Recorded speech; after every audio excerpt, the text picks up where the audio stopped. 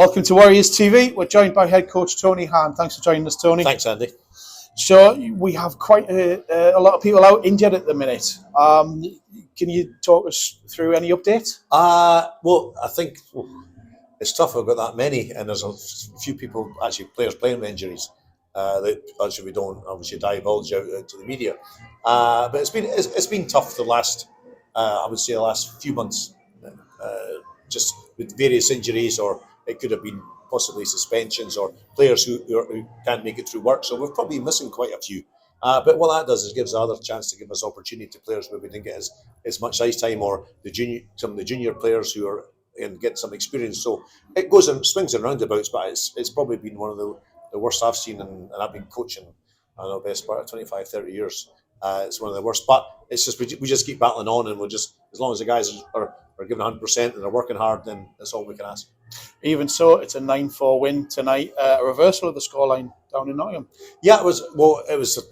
I thought the guys, the game was a bit scrappy at times, but I thought we'd score some nice goals, and I thought the guys worked hard, which was important, because one thing, when you have a lot of injuries, a lot of players missing, you have to, everyone has to buy in and everyone has to work hard, and I thought the guys done that tonight. So I was pleased with the win, because they're way better than they were last year. So it's these teams, there's no walkovers now. You've got every game you've got a shot for. So I was happy with the win tonight.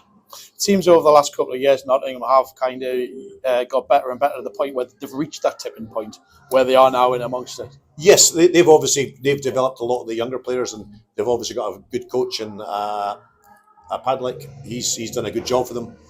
So you can see that they will just keep improving next year and the year after, if they keep hold of the players. So yeah, so it was nice to get the win, and I thought the guys sort of deserved it tonight. Just want to change the subject a little bit. Your documentary, The Other Side of Edinburgh, is now streaming on Prime TV. It's free for Prime members, and it's available to buy or rent for non-members. Just getting the plug in there. Thank you. And we'll drop the link in the show notes as well. But can you tell us a little bit about how that came about? It happened a while back before I came to Whitley Bay. There's a fantastic director called Grant Slater, who works out of New York and LA, and he's been doing films for many years now, and he's got an ice hockey background. And he actually played here for, I think, a year. And then he basically just thought it was a great story where someone from a council estate in Edinburgh was not renowned for ice hockey in Scotland, that you'd end up at playing in the NHL. Well, I didn't actually play one exhibition match. It wasn't really like a regular league one, but to actually be training there in the NHL was the best players in the world.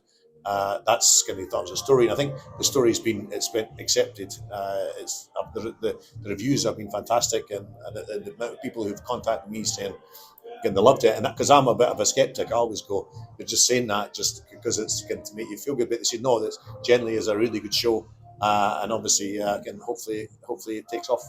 Well, congratulations on that, Tony, and thanks for joining us. We'll catch up again later on this season. Cheers.